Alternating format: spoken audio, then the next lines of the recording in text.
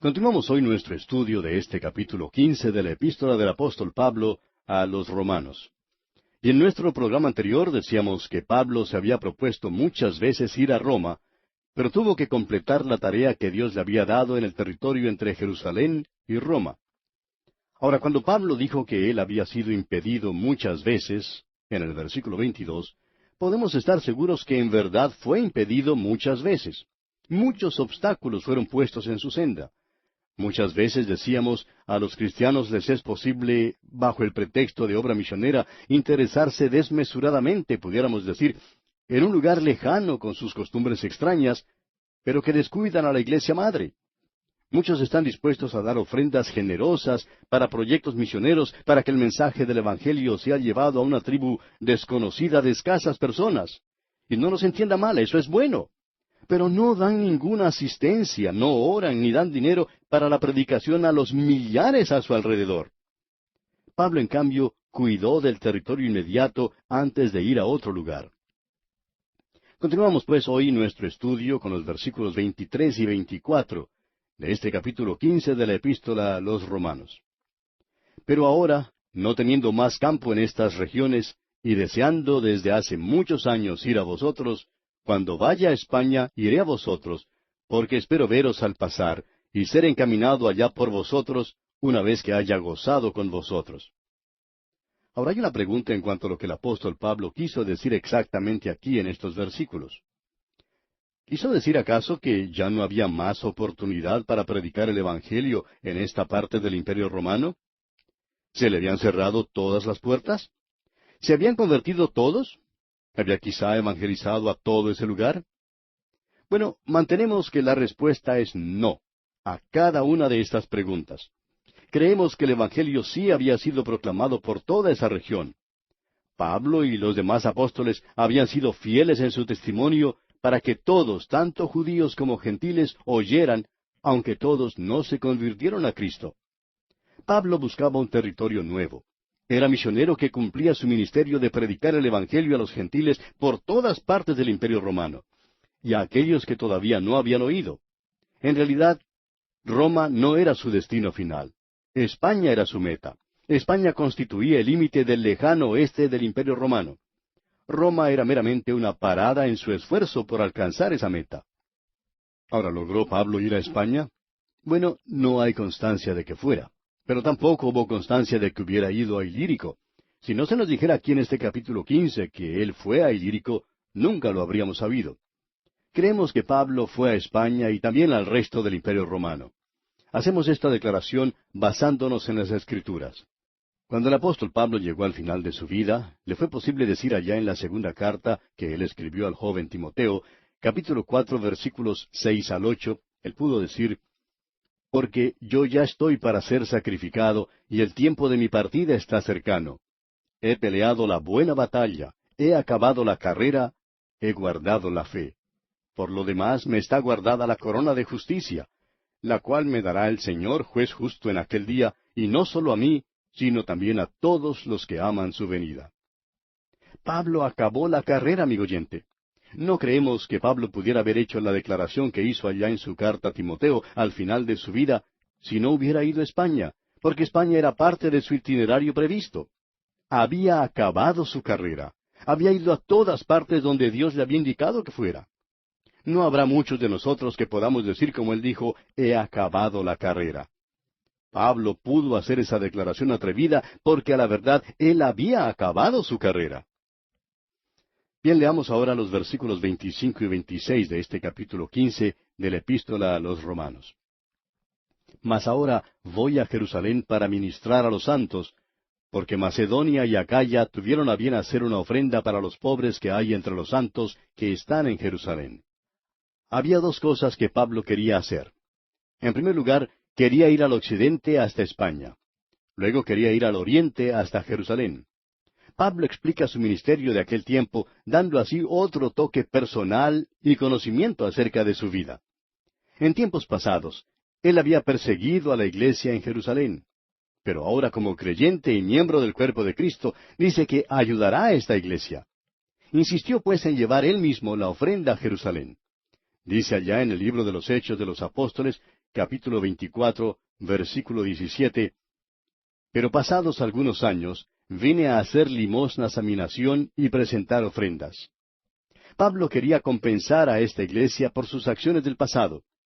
Había perseguido a los cristianos en tiempos pasados, y ahora quería llevarles una ofrenda. En su segunda carta a los Corintios, capítulos 8 y 9, cuenta que esa ofrenda fue un gran peso en su corazón. Pablo llama a esta ofrenda aquí en la epístola a los Romanos una comunión, usando la palabra koinonía. Esta palabra era usada para designar todo lo que los creyentes podían compartir, es decir, a Cristo, la palabra de Dios, la oración, la cena del Señor y ofrendas materiales. Continuemos, pues, con el versículo 27. Pues les pareció bueno y son deudores a ellos, porque si los gentiles han sido hechos participantes de sus bienes espirituales, deben también ellos ministrarles de los materiales. Pablo deja en claro el hecho de que esta era una ofrenda voluntaria. En su segunda carta a los Corintios, capítulo 9, versículo 7, dice, cada uno dé como propuso en su corazón, no con tristeza ni por necesidad, porque Dios ama al dador alegre. Pablo hace valer también el hecho de que tenían una obligación y deuda moral que pagar. Los gentiles habían recibido el Evangelio de los judíos. Allá en el Evangelio según San Juan, capítulo 4, versículo 22, el Señor Jesucristo dijo, vosotros adoráis lo que no sabéis. Nosotros adoramos lo que sabemos, porque la salvación viene de los judíos. El Evangelio comenzó en Jerusalén. Macedonia y Acaya pueden pagar una deuda espiritual en la moneda del reino. Y aquí vemos la iglesia hija ayudando a la iglesia madre. Continuemos con el versículo 28. Así que, cuando haya concluido esto, y les haya entregado este fruto, pasaré entre vosotros rumbo a España. Ahora fíjese usted en el celo personal del apóstol Pablo por llevar esta ofrenda a Jerusalén, acto que lo puso en manos de sus enemigos, los cuales le tenían arrestado. Ahora eso no quiere decir que se hallaba fuera de la voluntad de Dios en ese tiempo. No estamos de acuerdo con quienes dicen lo contrario. Creemos que Pablo estaba absolutamente dentro de la voluntad de Dios cuando subió a Jerusalén. El libro de los Hechos de los Apóstoles nos muestra eso. Personalmente creemos que si uno va a contribuir con dinero para alguna obra, debe saber lo que realiza esa obra. Hay mucho peligro hoy en el dar cristiano. No creemos, hermano que nos escucha, que haga bien cuando da a una obra simplemente porque alguien le ha hecho algún llamamiento emocional y sentimental mediante el uso de algunas películas o diapositivas de huérfanos pequeños diciendo, hay que dar para ayudar a estos. Nunca se debe dar u ofrendar a ninguna obra u organización supuestamente cristiana a menos que se sepa dos cosas en cuanto a esa organización. Primero, ¿qué clase de trabajo desempeña esta organización o persona? Y en segundo lugar, ¿está proclamando esa organización o esa persona la palabra de Dios de una manera eficaz a los corazones? Algunas obras gastan más del dinero recibido en los gastos generales de oficina que en los mismos huérfanos. Continuemos ahora con el versículo 29 de este capítulo 15 de la epístola a los Romanos. Y sé que cuando vaya a vosotros, llegaré con abundancia de la bendición del Evangelio de Cristo. Esto constituye el visto bueno de Pablo para su próspero viaje a Roma. Fue allí según la voluntad de Dios y en el cumplimiento de su oficio apostólico. Dios le dio un discernimiento divino en cuanto a este viaje. Pablo no se hallaba fuera de la voluntad de Dios en cuanto a su viaje a Roma. Es posible que a nosotros no nos parezca que él haya tenido un próspero viaje, pero Dios lo usó para cumplir ciertos propósitos importantes. Es muy fácil para los hijos de Dios decir cuando le llegan las dificultades, ¿será que me hallo fuera de la voluntad de Dios? Pero hermano que nos escucha, simplemente porque tenga dificultades y se sienta perplejo, no quiere decir que usted está fuera de la voluntad de Dios. El hecho es que, a la verdad, estos problemas pueden constituir una señal que usted está andando según la voluntad del Señor. Por otra parte, si usted vive hoy en perfecta paz, sin dificultad alguna, es muy probable que usted no esté viviendo según la voluntad de Dios. Pero avancemos ahora con el versículo 30 de este capítulo 15. Pero os ruego, hermanos, por nuestro Señor Jesucristo, y por el amor del Espíritu, que me ayudéis orando por mí a Dios. Hemos pasado mucho tiempo en esta sección porque es una sección personal, y Pablo comparte con nosotros su vida personal más íntima. Estamos viendo cómo el cristianismo funcionaba en el primer siglo. Estamos viendo el lado práctico del cristianismo. En la primera parte de esta epístola a los romanos, Pablo nos dio doctrina. Ahora Pablo está poniendo en práctica esa doctrina. Muchos expositores de la Biblia consideran que este versículo 30 que acabamos de leer constituye uno de los llamamientos de oración más solemnes y serios del apóstol Pablo en la Biblia. Pablo reconoce que enfrenta peligro y que ha llegado a una crisis en su ministerio. Sus enemigos estaban por todas partes. Pablo tenía amplio motivo para temer, como los eventos que siguieron lo demostraron. Aquí pues, Pablo pide oración por nuestro Señor Jesucristo. Pidió a los creyentes en Roma y en Jerusalén que le ayudaran en oración. Y podemos ver que el Señor Jesús es el intercesor por medio del cual todos los creyentes tienen que acudir a Dios. Ahora las palabras, por el amor del Espíritu, hablan del fruto del Espíritu que une a los hermanos, y que el mismo apóstol menciona en su carta a los Gálatas capítulo 5, versículos 22 y 23, donde dice, Mas el fruto del Espíritu es amor, gozo, paz, paciencia, benignidad, bondad, fe, mansedumbre, templanza. Contra tales cosas no hay ley. Esta frase, el amor del Espíritu, pues, habla del fruto del Espíritu que une a los hermanos. Los creyentes deben, por tanto, orar los unos por los otros. Luego dice, que me ayudéis. Ahora esta palabra griega tiene el sentido de luchar. Pide que luchen juntamente con él. Cuando Pablo oraba, él esperaba resultados. Las palabras por mí indican que Pablo estaba pidiendo oración por su protección personal para que pudiera llegar con abundancia de la bendición del Evangelio de Cristo. Esta es la clase de oración que se necesita hoy en día, amigo oyente. Pablo no sacó ninguna lista de oración para orar mecánicamente diciendo, Dios bendice a fulano y sutano, mengano, etc. Ahora, no hay nada malo con tener una lista de oración, por supuesto, pero a veces pasamos muy precipitadamente por esa lista. La oración para el apóstol Pablo constituía una lucha. En verdad, él se asió de Dios, se agarró de Dios. Y hoy en día, amigo oyente, necesitamos mucho de los que saben orar por nosotros.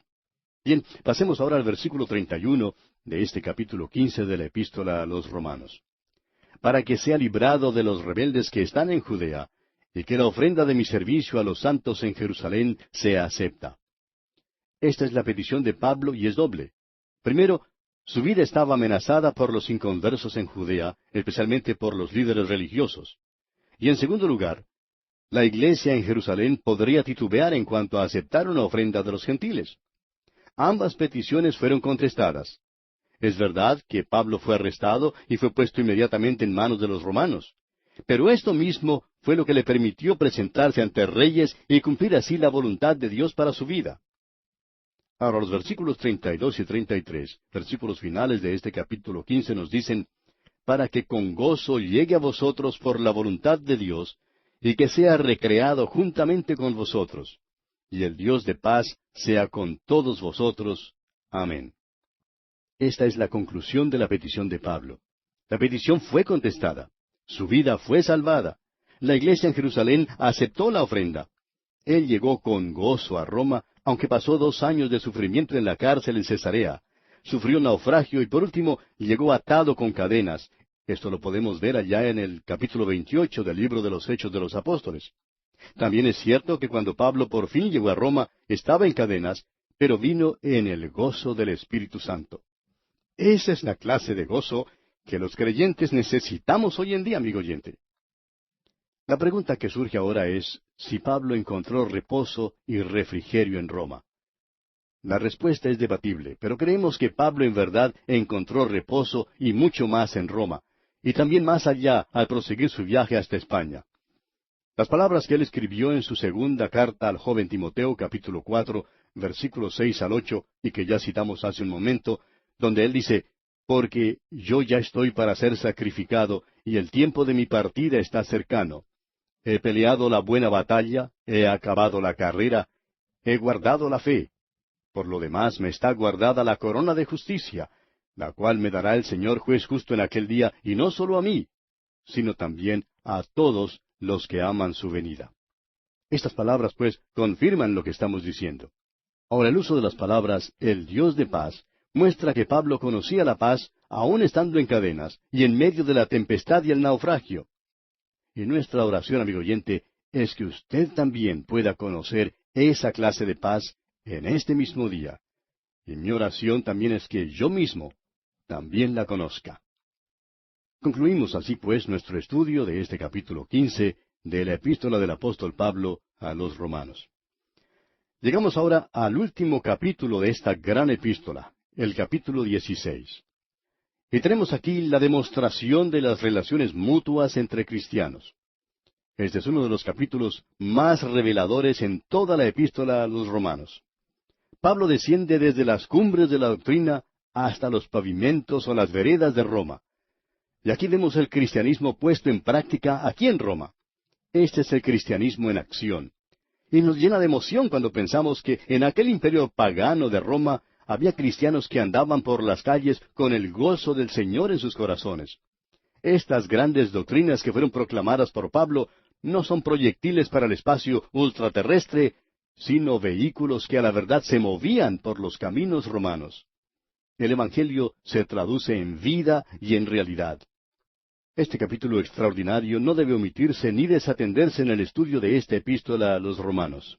Y aquí concordamos de todo corazón con el comentario que hace el doctor Newell, quien dijo, este capítulo 16 es desatendido por muchos para su propia pérdida. Notemos primeramente que hay 35 personas que se mencionan por nombre en este capítulo.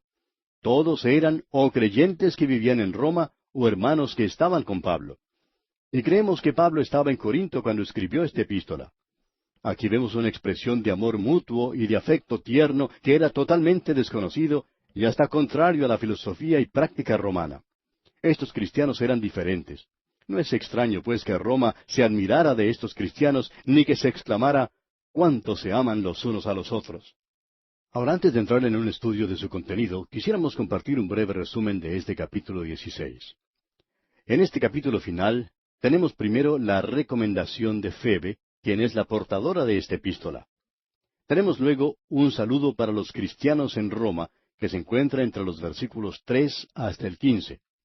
Sigue entonces, en los versículos 16 al 20, la discusión sobre la conducta que debe haber en las relaciones entre cristianos. Luego, en los versículos 21 al 24, tenemos los saludos de Pablo y los cristianos que estaban con él. Y como conclusión, tenemos la doxología en los versículos 25 al 27. Comencemos pues leyendo los primeros dos versículos de este capítulo 16. Os recomiendo además nuestra hermana Febe, la cual es diaconisa de la iglesia en Cencrea, que la recibáis en el Señor como es digno de los santos, y que la ayudéis en cualquier cosa en que necesite de vosotros, porque ella ha ayudado a muchos y a mí mismo. Febe es la primera que se menciona en este catálogo de héroes de la fe, por así decirlo.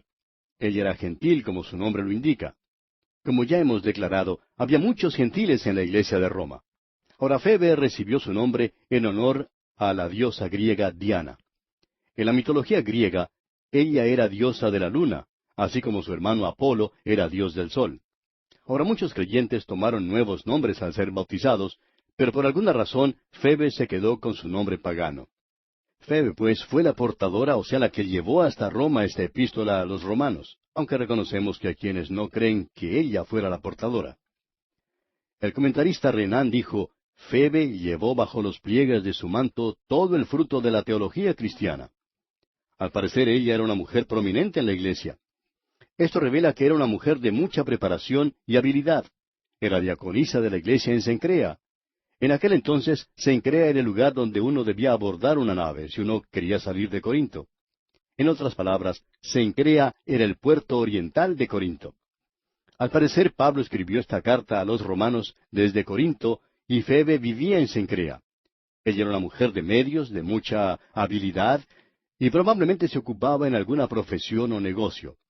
El hecho de que ella era diaconisa revela que había algunas mujeres que ocupaban un lugar prominente en la iglesia primitiva. Febe, por ejemplo, desempeñaba un cargo importante. Ahora, permítanos decir algo, amigo oyente, que creemos es muy necesario en nuestros días. Creemos que una de las razones por las cuales algunas mujeres han llegado a ser pastoras y predicadoras, es porque este cargo de diaconisa les ha sido negado. Además, reconocemos que estamos viviendo en tiempos cuando las mujeres están usando sus derechos. Ahora, las mujeres no estarían buscando cargos dudosos en la iglesia, como los de pastora y predicadora, si se les diera su posición de vida. Creemos que debe haber diaconisas en la iglesia y que su junta debe disfrutar de la misma igualdad como las otras juntas de la iglesia. Creemos que necesitamos esto hoy en día porque la sensibilidad de la mujer puede percibir ciertas cosas que el hombre no percibe. Dios ha hecho a las mujeres más finas que los hombres. Un reloj, por ejemplo, es más fino que un automóvil, es más delicado. Y a las mujeres se les ha dado un sentido que al parecer los hombres no tenemos. A una mujer le es posible justipreciar a un individuo en cuestión de minutos, mientras a un hombre no le es posible hacer esto. Si es a una mujer que se está juzgando, lo único que los hombres podrían decir es, sí, es buena moza o no. Al parecer, pues, Febe había sido particularmente activa en una posición oficial en la iglesia local en Cencrea. Parece que iba a Roma en un viaje de comercio, y por tanto Pablo le dio a ella la epístola a los romanos para que ella la entregara a la iglesia antes que confiara esa carta al transporte público. Pablo iba rumbo a Jerusalén cuando entregó su carta a Febe. Ahora, mientras Pablo viajaba hacia el oriente, Febe viajaba hacia el occidente, a Roma, y él la recomienda de una manera especial a los santos en Roma, a quienes ella entonces no había conocido. Ella es, pues, la primera mujer que se menciona aquí, y era diaconisa. Y bien, amigo oyente, vamos a detenernos aquí, porque nuestro tiempo ha tocado ya a su fin.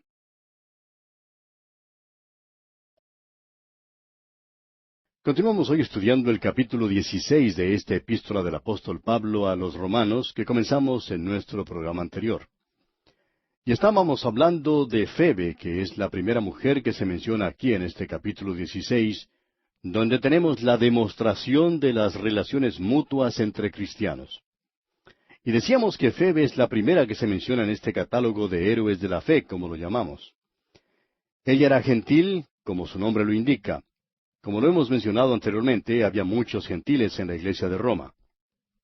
Ahora su nombre le fue dado en honor a la diosa griega Diana, quien en la mitología griega era la diosa de la luna, así como su hermano Apolo era dios del sol. Ahora muchos creyentes tomaron nuevos nombres al ser bautizados, pero por alguna razón Febe se quedó con su nombre pagano. Y señalamos el hecho de que Febe es la portadora, o sea, quien llevó hasta Roma esta epístola a los romanos, aunque reconocemos también que hay quienes no creen que ella fuera la portadora de esta epístola.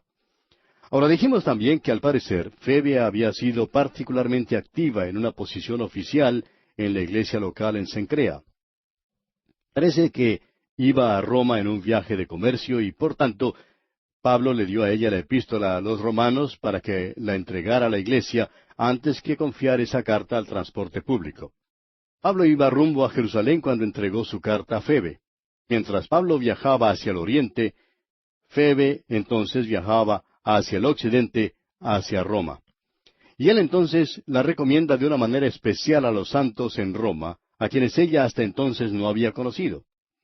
Ella es pues la primera mujer que se menciona aquí en este capítulo 16 y era diaconisa. Continuemos hoy leyendo los versículos 3 y 4 de este capítulo 16 de la epístola a los romanos. Saludad a Priscila y a Aquila, mis colaboradores en Cristo Jesús, que expusieron su vida por mí, a los cuales no solo yo doy gracias, sino también todas las iglesias de los gentiles. Parece que la iglesia en Roma estaba integrada por muchas razas. Priscila y Aquila era una pareja judía. Ahora, Priscila es el diminutivo de Prisca. Esta pareja judía se menciona por primera vez allá en el libro de los Hechos de los Apóstoles, capítulo 18, versículos 1 al 3, donde dice, después de estas cosas, Pablo salió de Atenas y fue a Corinto, y halló a un judío llamado Aquila, natural del Ponto, recién venido de Italia con Priscila su mujer, por cuanto Claudio había mandado que todos los judíos saliesen de Roma. Fue a ellos, y como era del mismo oficio, se quedó con ellos, y trabajaban juntos, pues el oficio de ellos era hacer tiendas. Ahora Pablo condujo a esta pareja al Señor. Ellos siguieron a Pablo hasta Éfeso, donde también pudieron ayudar a Apolos, según leemos allá en el libro de los Hechos de los Apóstoles, capítulo 18, versículo 26, donde dice, y comenzó a hablar con denuedo en la sinagoga, pero cuando le oyeron Priscila y Aquila, le tomaron aparte y le expusieron más exactamente el camino de Dios. Pablo les envió saludos también en la última carta que escribió allá en la segunda carta a Timoteo, capítulo 4, versículo 19, donde leemos, saluda a Prisca y a Aquila y a la casa de Onesíforo. Aquí los hallamos de vuelta en Roma. Alguien ha comentado que como Roma era su centro de operaciones, y habían sido ahuyentados de allí por un edicto imperial, como lo vimos hace un momento en el capítulo 18 del libro de los Hechos de los Apóstoles, es sólo natural que ellos regresaran allá tan pronto como les fuera oportuno y seguro regresar. Ahora se presume que Priscila fuera la que tuviera mayor experiencia y conocimiento de los dos en cuanto a asuntos espirituales. Continuemos ahora con el versículo 5. Saludad también a la iglesia de su casa. Saludad a Epeneto, amado mío, que es el primer fruto de Acaya para Cristo. Parece que en sus comienzos la iglesia local se reunía en casas privadas. Alguien ha dicho que no hay ninguna evidencia decisiva hasta el tercer siglo de la existencia de edificios especiales que fueron usados para iglesias. Muchos creemos hoy en día que la iglesia que comenzó reuniéndose en casas volverá a reunirse en casas. Muchos de estos grandes mausoleos con sus grandes torres que llamamos iglesias no son nada más que un rimero de ladrillo, piedra y cemento. Son mausoleos más bien que iglesias vivas que contienen un cuerpo vivo y verdadero de creyentes. Nunca ha sido el propósito de Dios que se hablara de la iglesia como un edificio. Durante los primeros 3 siglos, la iglesia era el cuerpo de creyentes y éste se reunía en casas como la de Aquila y Priscila. Ahora, Epeneto es un nombre griego que quiere decir alabado. Evidentemente fue el primer convertido de Pablo en la provincia romana de Asia. Ahora el versículo 6 de este capítulo 16 de la epístola a los Romanos dice, saludad a María, la cual ha trabajado mucho entre vosotros. María es un nombre judío y significa rebeldía. Ella trabajaba hasta más no poder. ¿Qué cambio había tenido lugar en su vida? Antes de llegar a ser creyente era rebelde, pero ahora ella se afana mucho por amor a otros creyentes. Ella ahora es obediente a Cristo. Y continuamos con el versículo 7. Saludad a Andrónico y a Junias, mis parientes y mis compañeros de prisiones, los cuales son muy estimados entre los apóstoles y que también fueron antes de mí en Cristo. Andrónico es un nombre griego y es un nombre que ha sido identificado con la esclavitud. Junias es un nombre romano y puede ser o masculino o femenino. Pablo los llama mis parientes, lo cual puede significar que pertenecían a la tribu de Benjamín como Pablo, pero no significa necesariamente una consanguinidad familiar. Ahora la expresión compañeros de prisiones parece evidenciar que Pablo los había conocido en una de las muchas cárceles del Imperio Romano, en las cuales él había sido encarcelado. Estos dos eran bien conocidos y muy estimados entre los apóstoles. Pablo no había conducido a Cristo a estos dos, como algunos creen, porque estaban en Cristo antes que él lo fuera, como dice él mismo. La iglesia en Roma fue fundada por Pablo bajo circunstancias extraordinarias. Se había encontrado con Aquila y Priscila en un mercado, y con estos dos, Andrónico y Junias, en una cárcel. Estos 4 luego habían ido a Roma y formado allí una iglesia. Prosigamos con los versículos 8 y 9 de este capítulo 16 de la epístola a los Romanos. Saludad a Amplias, amado mío en el Señor. Saludad a Urbano, nuestro colaborador en Cristo Jesús, y a Estaquis, amado mío. Amplias es un nombre común de esclavos, pero aparecía en las tumbas de los primeros cristianos en las catacumbas en un lugar de honor. Evidentemente era uno de los convertidos de Pablo y muy amado por él. Urbano, ese nombre significa criado en la ciudad. Este también era un nombre común entre esclavos y puede significar que había sido un criado en la ciudad más bien que en el campo. Es identificado aquí, en este versículo, como buen colaborador. El nombre Estaquis significa mazorca, y ha sido hallado en la lista de nombres en la familia real. Es un nombre masculino. Fue amado no solamente por Pablo, sino también por los de la iglesia. Ahora el versículo 10 dice, saludad a Apeles, aprobado en Cristo. Saludad a los de la casa de Aristóbulo. Apeles es un nombre, o bien griego o judío, significa aprobado. Era un nombre común entre los judíos. Aparentemente había resistido alguna gran prueba. Ahora Aristóbulo ha sido identificado por el obispo Lightfoot como el nieto de Herodes el Grande. Por otra parte, es posible que fueran esclavos que tomaron el nombre de sus amos. Avancemos ahora con el versículo 11. Saludad a Herodión mi pariente. Saludad a los de la casa de Narciso, los cuales están en el Señor. Herodión evidentemente era judío, ya que Pablo lo llama pariente. El nombre sugiere que era de la familia de Herodes, y siendo que se menciona inmediatamente después de la familia de Aristóbulo, creemos que esto le da sostén a la sugerencia del obispo Lightfoot. Ahora, Narciso es el nombre de un esclavo liberado, bien conocido, y no alguien que hubiera sido muerto por Agripina. Estos probablemente eran esclavos que antes le pertenecieron y habían tomado su nombre. Ahora el versículo 12 dice, saludad a Trifena y a Trifosa, las cuales trabajan en el Señor. Saludad a la amada Pérsida, la cual ha trabajado mucho en el Señor. Trifena y Trifosa se supone que eran hermanas. Sus nombres son eufónicos y significan delicada y fina, habiendo sido derivados de trufao, que quiere decir vivir lujosamente. El comentarista Farrar declara que son nombres de esclavas, y la mayoría de los expositores están de acuerdo con esto. Ellas hacían todo lo que les fuera posible, fatigándose en la obra del Señor. Ahora, Pérsida es el nombre de una esclava liberada. Su posición la puso en una situación de poder hacer más de lo que podrían hacer las dos hermanas mencionadas previamente. Ahora, note usted la prominencia de las mujeres en la iglesia de Roma. Observe usted los versículos 1, 3, 6, 13 y 15.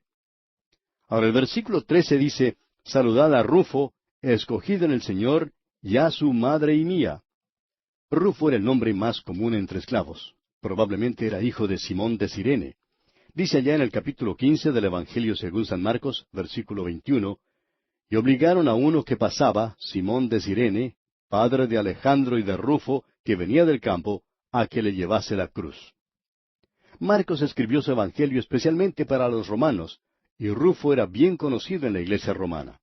Fue escogido por Pablo porque se había distinguido de alguna manera en el Señor.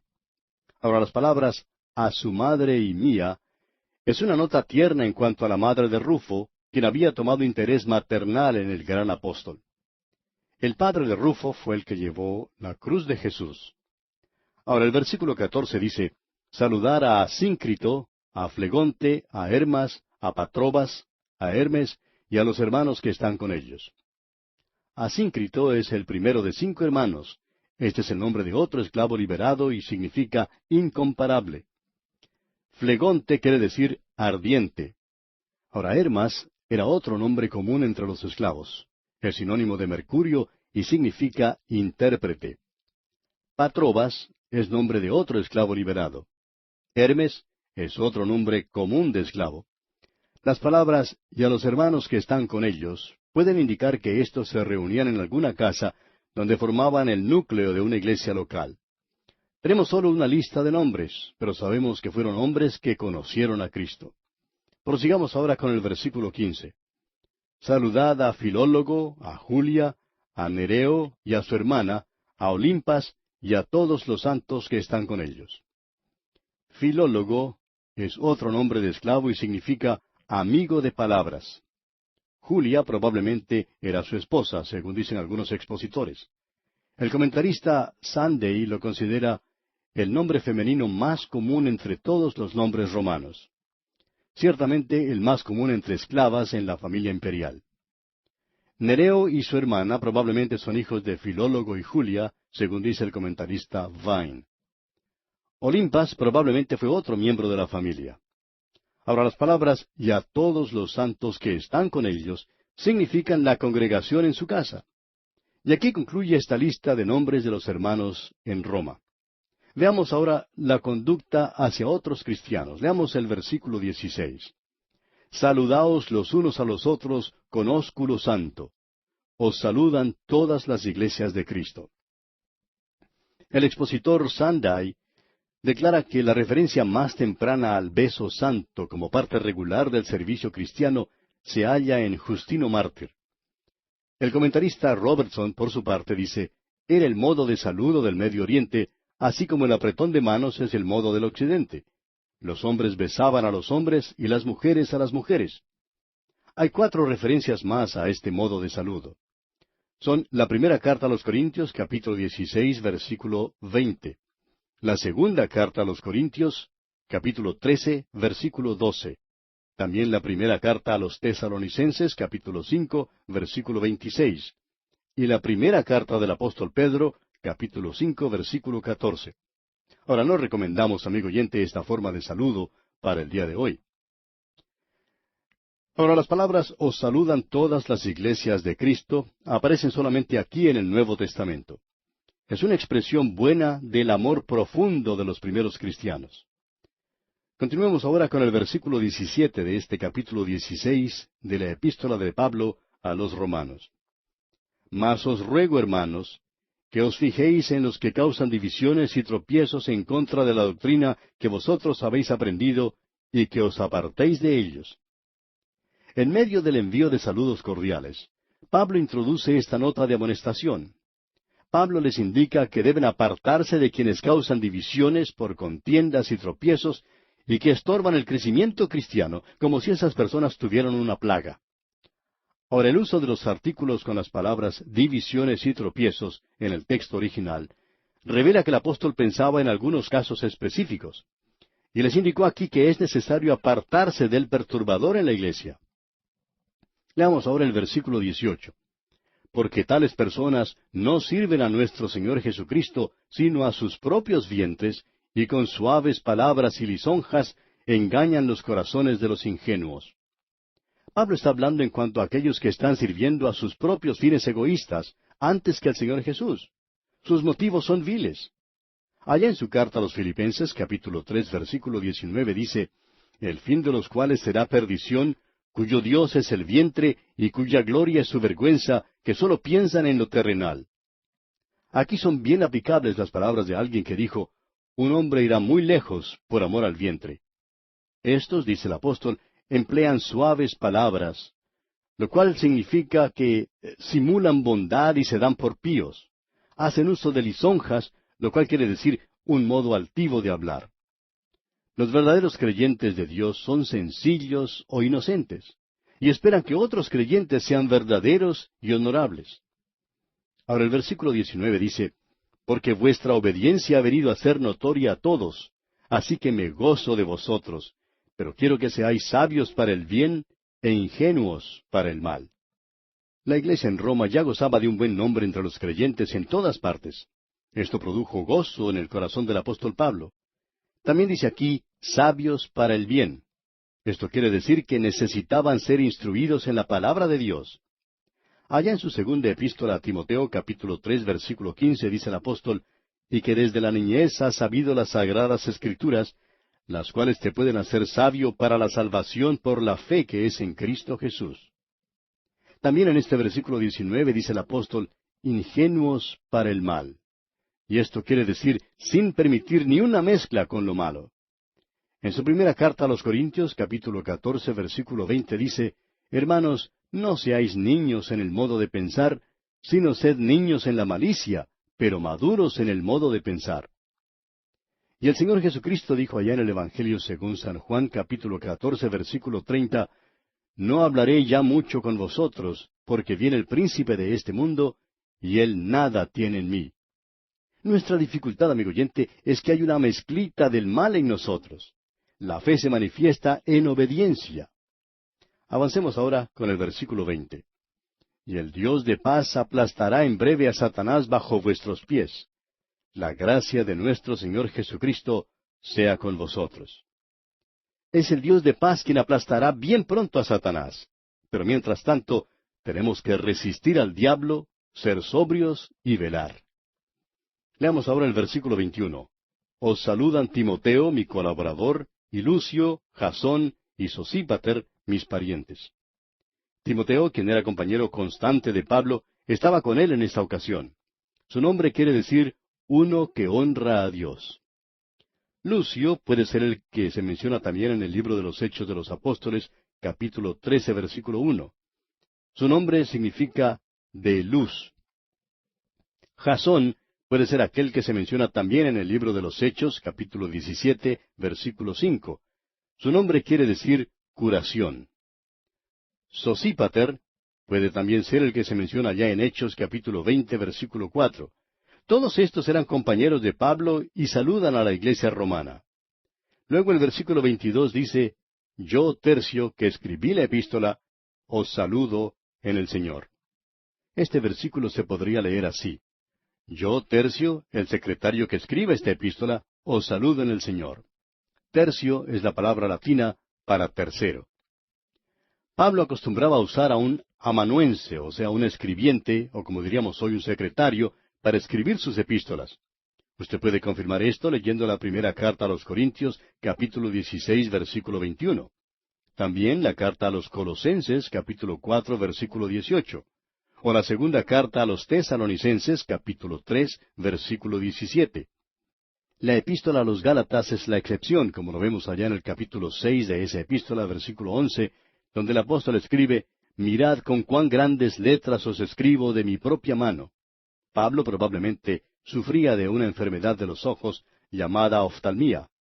Ahora, aquí en la epístola a los Romanos, Pablo permitió que Tercio enviara sus propios saludos, y él le saluda cristianamente, es decir, en el Señor.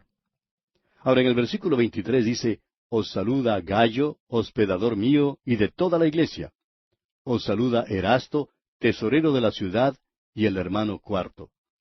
Estos primeros dos eran los hombres más prominentes que se mencionan en este acto de pasar lista a la iglesia primitiva en Corinto. Todos en la iglesia de Corinto se reunían en la casa de Gallo. Pablo era huésped en su hogar. Ahora, Erasto probablemente es el mismo que se menciona en la segunda carta de Pablo a Timoteo, capítulo 4, versículo 20. Cuarto significa también cuarto en latín, o sea, el que viene después del tercero. Y el versículo 24 de este capítulo 16 de la carta de Pablo a los Romanos dice, La gracia de nuestro Señor Jesucristo sea con todos vosotros. Amén. Hay algunos que omiten del texto este versículo 24. Y luego tenemos la doxología final, los versículos 25 al 27. Y dice, Y al que puede confirmaros, según mi evangelio, y la predicación de Jesucristo, según la revelación del misterio que se ha mantenido oculto desde tiempos eternos, pero que ha sido manifestado ahora, y que por las escrituras de los profetas, según el mandamiento del Dios eterno, se ha dado a conocer a todas las gentes para que obedezcan a la fe, al único y sabio Dios, sea gloria mediante Jesucristo para siempre.